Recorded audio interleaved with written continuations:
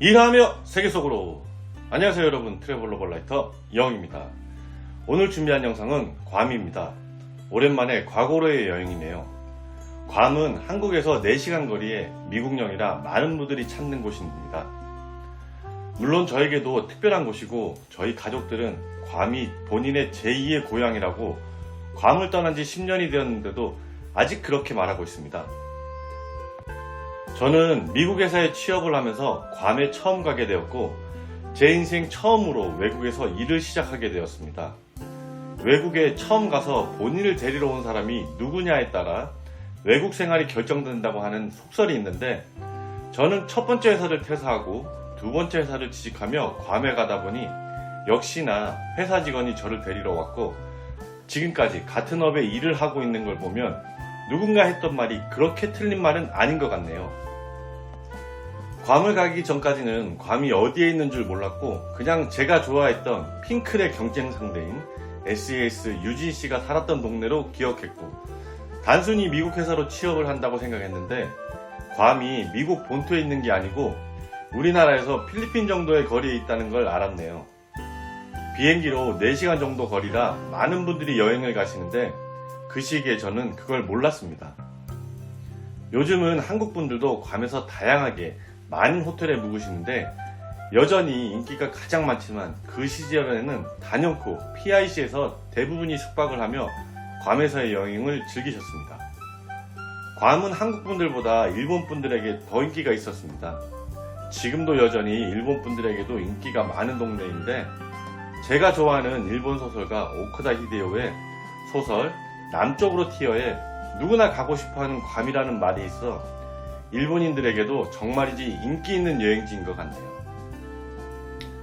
제가 괌에 처음 간 건 2월이었는데 한국에서는 봄이 오는 걸 느끼지만 그래도 꽃샘추위와 함께 아침 저녁으로는 아직 겨울의 쌀쌀한 날씨를 유지하는 시기였는데, 괌에서 공항을 나오자마자 숨을 쉴 때 훅 하고 열기가 느껴지는 게 괌에 왔구나 하는 걸 느끼게 해주는 연중 내내 따뜻한 곳이네요.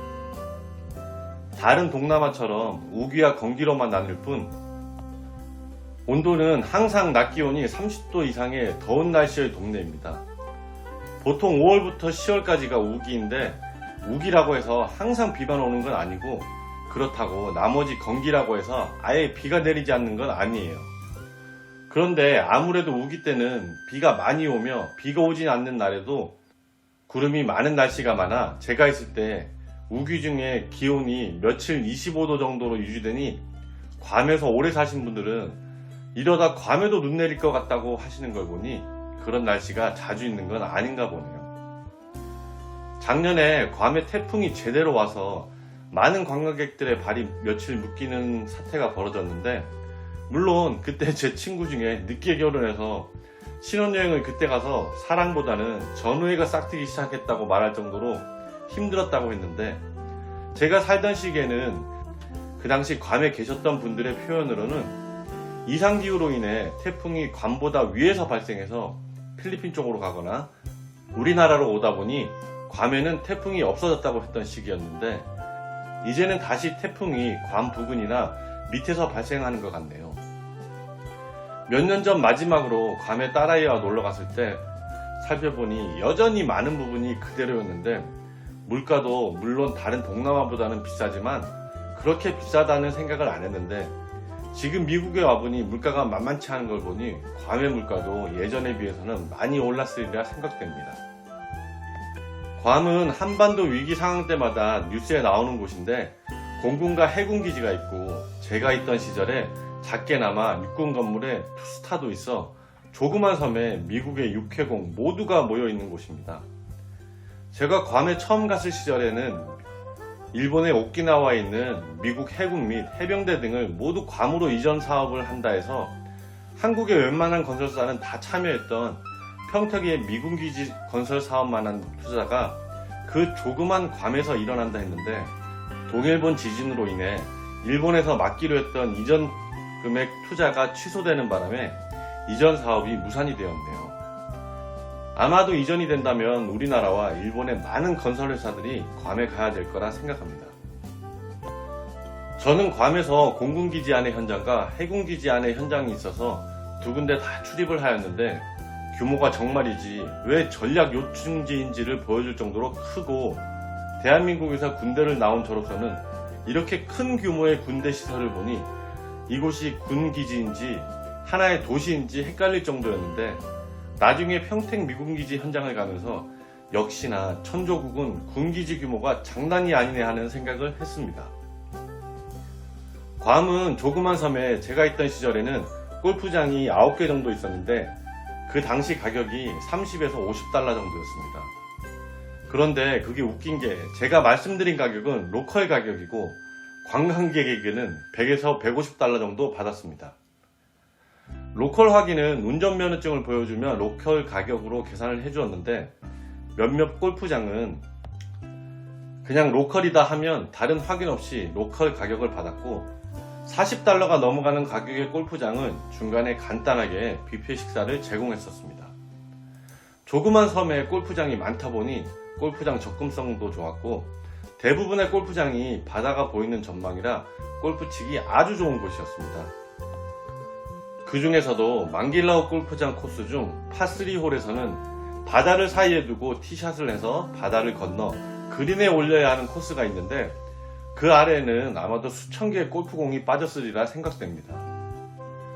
워낙에 골프 인프라가 좋다 보니 저는 괌에서 골프를 처음 시작했었는데 나중에 한국에 와서 한국 골프장을 가니 내가 왜 이렇게 비싸게 내 돈 주고 이렇게 쳐야 되나 하는 생각으로 한동안 한국에서 골프장을 가지 않았습니다. 골프를 시작하기 전에는 한국에서 하던 사회인 야구를 괌에 가서 현지 리그팀에 조인을 해서 야구를 했는데 연습장도 천연잔디에 조명이 있고 경기를 하는 경기장은 좌석까지 갖춰진 제대로 된 경기장에서 야구를 해서 야구를 좋아했던 저에게는 마치 메이저리거가 된 듯한 착각에 빠져들게끔 하는 인프라였습니다. 그런데 리그 전체에 한국인이 저 혼자여서 감히 말씀드리면 찬호 형님이 메이저리그 처음 가서 어떻게 하셨는지 간접적으로 느꼈던 시절이었습니다.